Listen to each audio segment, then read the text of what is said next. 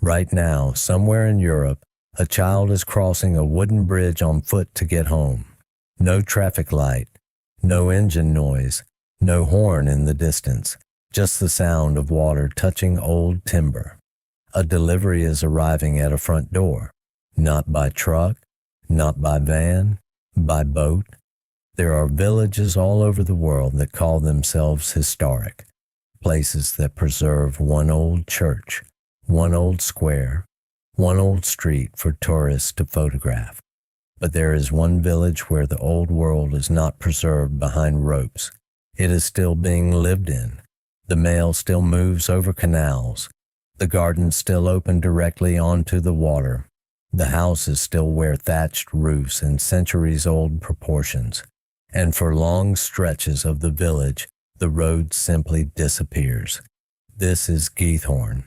And if you look at it for the first time, or it doesn't feel real, it feels like a painting, a place too quiet to exist in the modern world, too gentle, too slow, too untouched, and yet it does exist. And the strangest part is not that it survived, it's that people still choose it, because this village did not become famous by chasing the future. It became famous by refusing to let the future flatten it. No highways cut through its center. No cars line its oldest lanes. No concrete apartment blocks tower over its canals. For more than a century, the basic rhythm of the place has remained almost unbelievably intact. And once you understand why, this stops looking like a beautiful accident. It starts looking like a decision, a very old one, and maybe a very wise one. To understand why this village feels like it stepped out of the 1800s, you have to let go of the first assumption most people make. This is not a museum. It is not a historical reconstruction. It is not a fake village built for visitors who want a pretty afternoon. People live here. They cook here. They raise children here. They carry groceries here. They trim hedges, repair boats, sweep bridges, and open curtains every morning over the same canals that shaped the village generations ago. And that matters, because a preserved village and a living village are not the same thing. A preserved village keeps the past on display. A living village keeps the past in motion. Geethorn is in the Netherlands, in a low, wet landscape where water was never an afterthought. It was the ground truth. The village began forming centuries ago, while in a region of peat bogs and marshland where people came to cut peat from the earth. That peat was fuel. It had value. So the land was dug again and again, and the digging changed everything. Long, narrow cuts in the land filled with water. Pits widened into ponds. Pathways remained thin and fragile. And over time, the settlement that grew there did not organize itself around roads in the way most villages did. It organized itself around canals. Water became the street. And once water becomes the street, life arranges itself differently. A house does not face traffic. It faces reflection. A front yard is not interrupted by asphalt. It leans toward a canal. Movement slows down. Noise drops. Distance feels different. Even the architecture begins to cooperate with the landscape instead of trying to conquer it. And that is the first secret of this place. It did not stay old by resisting its environment. It stayed old by obeying it. The geography did part of the work. The people did the rest. If you arrive there today, especially in the older part of the village, what you see is almost absurdly gentle. Thatched farmhouses, arched wooden bridges, narrow footpaths, canals so calm they look like polished glass, lawns cut clean to the edge of the water, flowers climbing over facades, trees leaning down as if even they have learned not to rush. There are no ordinary streets running through the heart of it, not in the way your brain expects. And when the modern world disappears from view like that, something unsettling happens. You notice yourself. You notice how loud your own mind is. You notice how quickly you are used to moving, or how constantly you expect interruption. And then you start asking the obvious question: how did this survive? How did this not get paved over, widened, commercialized, standardized, and absorbed into the same template that swallowed so many other places? The easy answer is charm. The village is beautiful, so people protected it. But beauty alone does not save a place.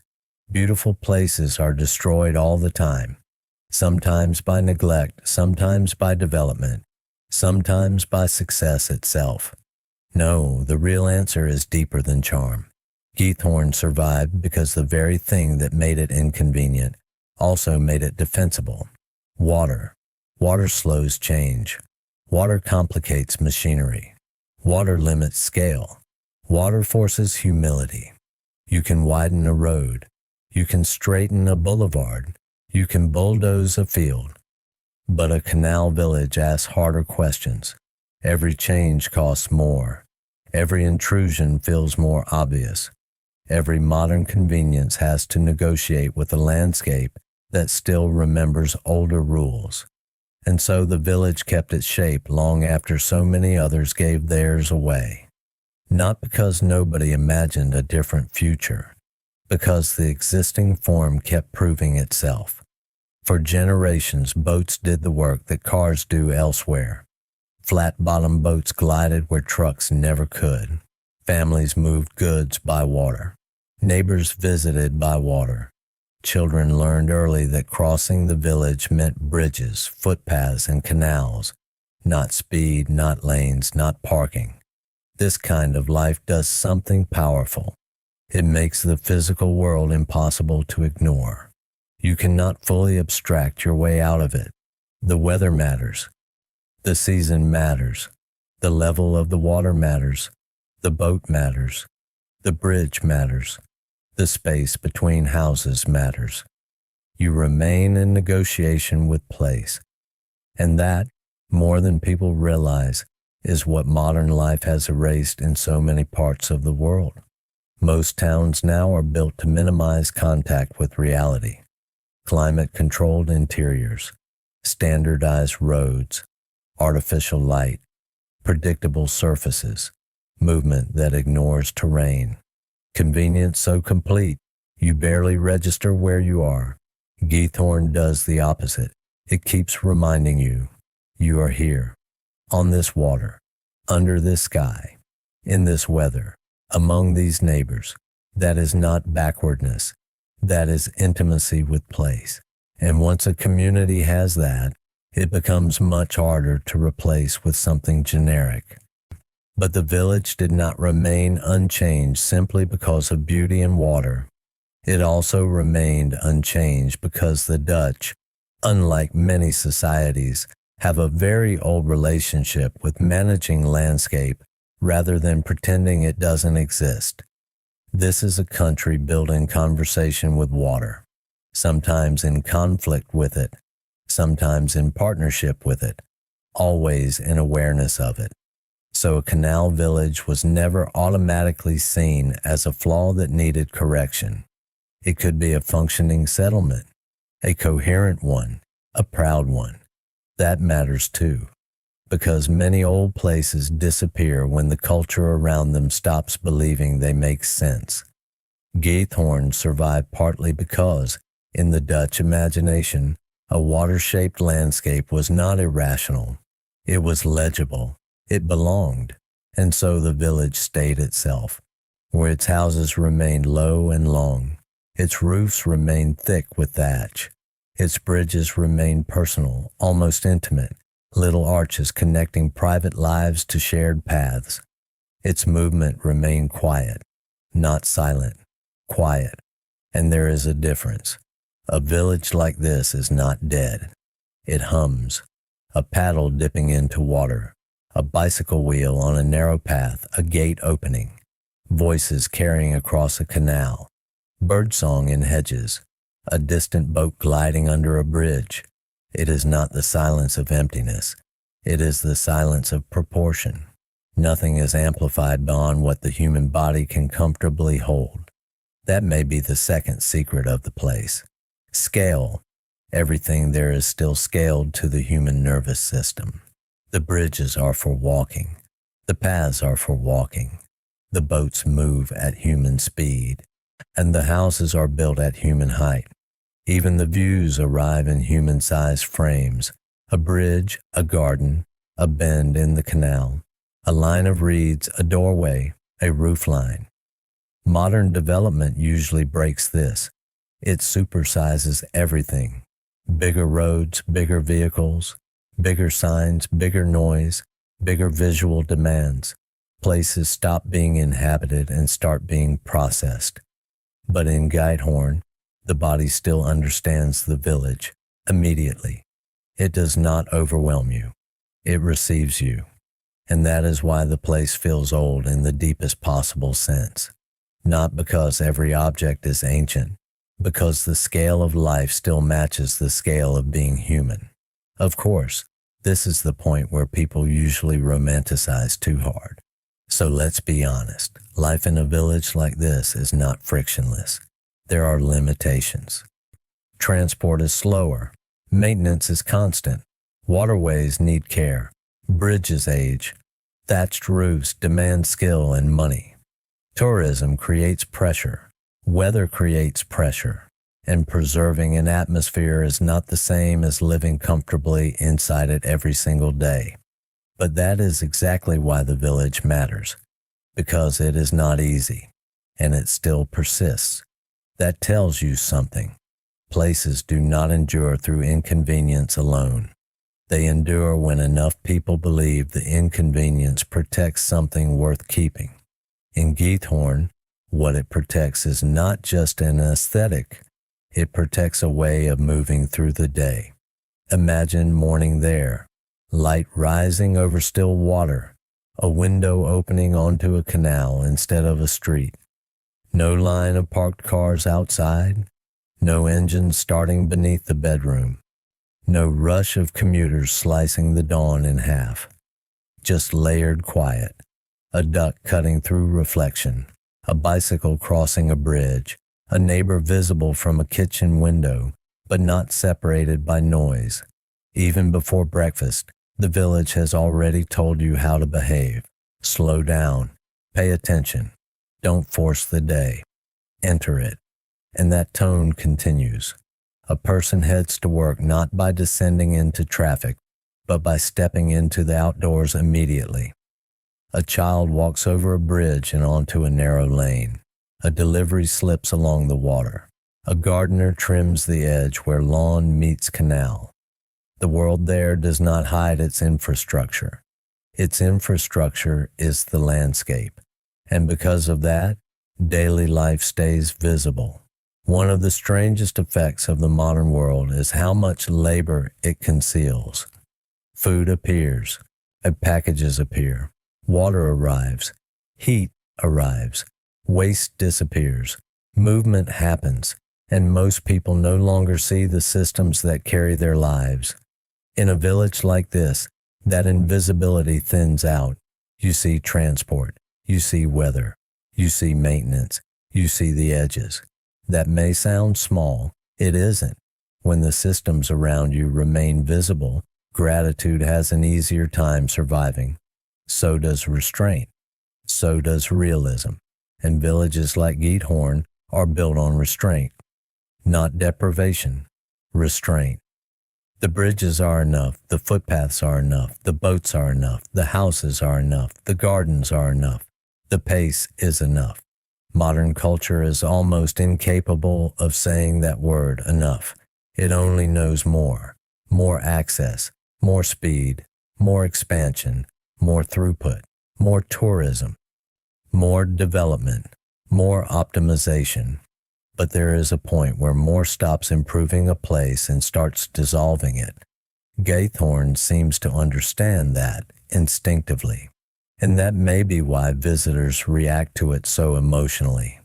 Not because they want to live there forever, most probably don't, but because for a few hours, They feel what it is like to inhabit a place that has not fully surrendered to acceleration. And once you feel that, even briefly, the contrast is hard to forget. Still, the village is not untouched by modernity. That would be a fantasy. It is known around the world now. Tourists arrive in huge numbers. Photos spread everywhere. The very beauty that helped preserve it also turned it into a global image, and that comes with danger. Because a village can survive centuries of weather and then be damaged by admiration. Too many visitors, too much commercialization, too much pressure to perform itself. This is how living places become stage sets, not through destruction, through overexposure. That is the paradox of Geethorn. The world loves it because it feels unspoiled, and the more the world loves it, the harder it becomes to keep it that way. So now the village lives inside a tension. It must remain open enough to survive economically and closed enough to remain itself. That balancing act may be the most modern part of its story. Not the old canals, not the old bridges, the discipline required to keep success from becoming erosion. And this is where the people of the village matter more than the scenery, because scenery cannot defend itself. Only a community can do that. Only residents can decide whether a place is still for living or only for looking at. Only they can enforce limits, maintain standards, repair houses properly, protect proportions, resist ugly shortcuts, hold the line when easy money offers to simplify everything. That is the part people miss when they see a beautiful old village. They assume survival is passive. It never is. It is active, constantly active. Someone keeps that roof traditional. Someone repairs that bridge instead of replacing it with something cheaper and uglier. Someone keeps the path narrow. Someone resists the demand for more signs, more concrete, more noise, more convenience, more capacity. Every old place that survives is being defended by someone, usually quietly, usually without applause, and often at personal cost. Geethorn is no different. The village still looks the way it does because generation after generation kept choosing continuity over speed. That choice is harder than it sounds, especially in an era where every system rewards scale and efficiency. An old canal village is not efficient, not by modern standards. It asks more of maintenance, more of patience, more of attention. And yet maybe that is exactly why it still gives something modern places cannot. Memory. Not memory as nostalgia, memory as structure. In a place like this, the past is not an exhibit behind glass. It remains embedded in the route home, the shape of a doorway, the angle of a bridge, the line of trees along the canal, the thickness of a roof, the way sound carries at dusk. You don't visit history. You move inside it. And when children grow up inside a place like that, they inherit more than property. They inherit continuity. They learn, without anyone needing to lecture them, that a village is not just real estate. It is a pattern fragile enough to lose and valuable enough to protect. That lesson is disappearing in much of the world because most people now grow up in environments designed to be interchangeable. One suburb looks like another. One retail strip becomes the next. One apartment block repeats the last. Nothing sinks roots deep enough to become irreplaceable. And when places are not irreplaceable, people stop defending them. Why would they? If every place is functionally the same, then movement becomes the only value. Cheaper there, faster here, bigger there, newer here. The soul drains out of geography. Geethorn stands as a rebuke to that way of thinking. It says place still matters. Specific place, not generic comfort. not abstract convenience. This canal, this bridge, this roof, this path, this arrangement of life. And if that sounds sentimental, consider the evidence. The world has spent more than a century trying to convince people that convenience is the highest good, and yet millions are drawn to villages like this with a kind of longing they can barely explain. Why? Because something inside them recognizes the cost of what was traded away. Not everyone wants to give up roads. Not everyone wants to live on a canal. But everyone, on some level, wants to live somewhere that knows what it is. A place that hasn't forgotten itself. A place that looked at the rush of the modern world, stood quietly by its own water, and decided that enough was enough.